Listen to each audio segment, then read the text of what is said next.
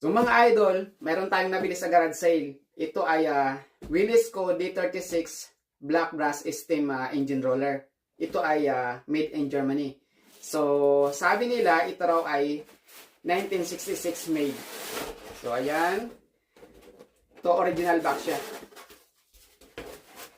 Okay. Ganito siya mga idol. Ayan. So tatanggalin natin siya sa box.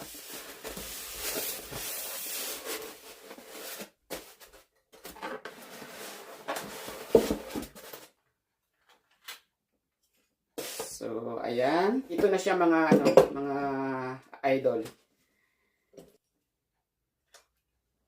Maganda siya.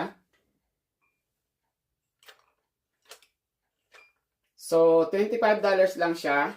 Pero ang halaga sa market ay ito.